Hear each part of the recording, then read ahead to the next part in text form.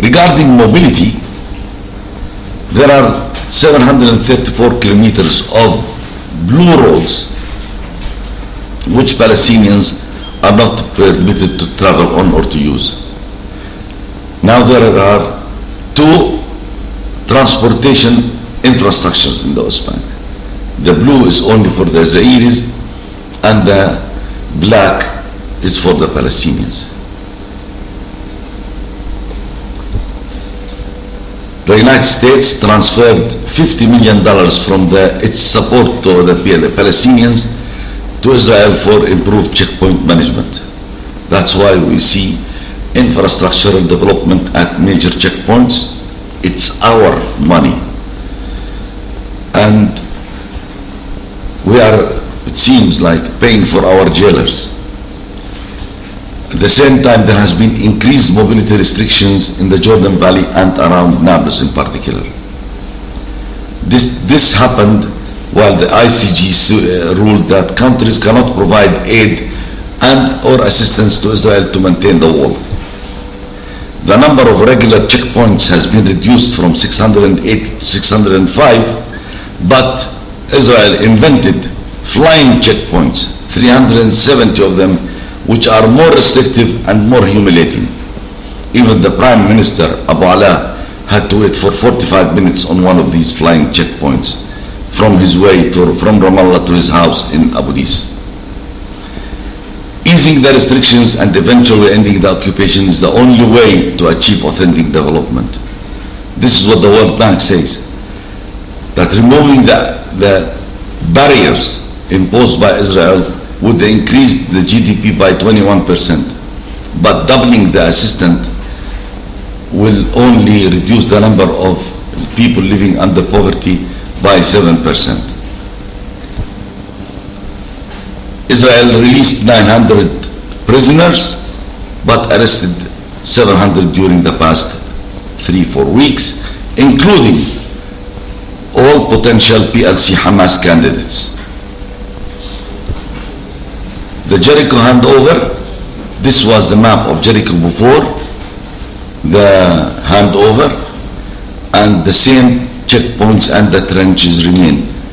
The checkpoints shown in red and the trench shown also in red remains. The only thing that changed was this checkpoint. It was removed 200 meters to this side. Everything else remains as it was.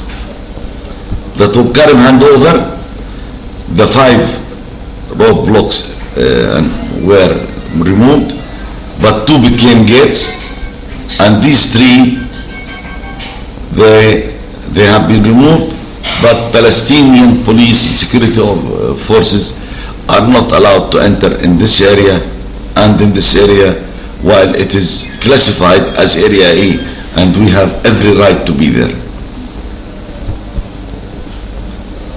In the exchange of letters between Prime Minister Sharon and Bush,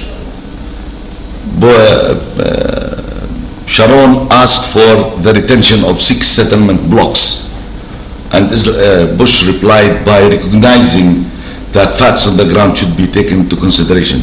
So Sharon wants to keep the Ariel settlement block, the Modi'in settlement block, Giv'at Ze'ev, Ma'ali Adumim, Gush Atzion, and the Hebron blocks.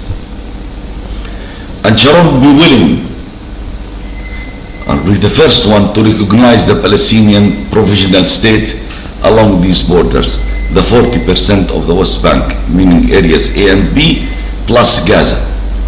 He will be willing to recognize these Union of Palestinian ghettos. But I don't think there is any serious Palestinian who can accept this, because a state exists chiefly in the hearts and minds of its people.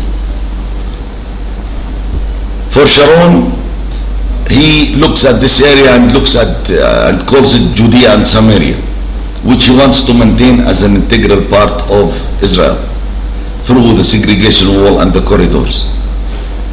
Yet he realizes that there are 1.5 million Palestinians, so now he wants to create a way by which these Palestinian ghettos could become contiguous transportationally but not territorially, and therefore his plan is to build a new set of roads, 500 kilometers of them with 18 tunnels that will make Palestinian areas connected by these networks. So if you are in Jenin here, you drive, and then when you come across a bypass road, there is a tunnel. Palestinians go through the tunnel, then get to Salfit, and then to Ramallah, and so forth. So there will be 18 tunnels, and this is how he will claim that Palestinians, the mobility has been improved and their humanitarian conditions have been improved. But this is definitely not a recipe for real authentic development and state building.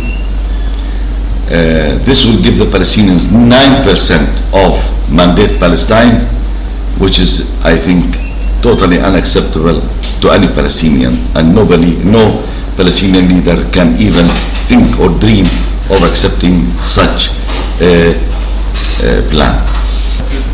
I conclude by saying that linking the unilateral disengagement plan with the roadmap is futile.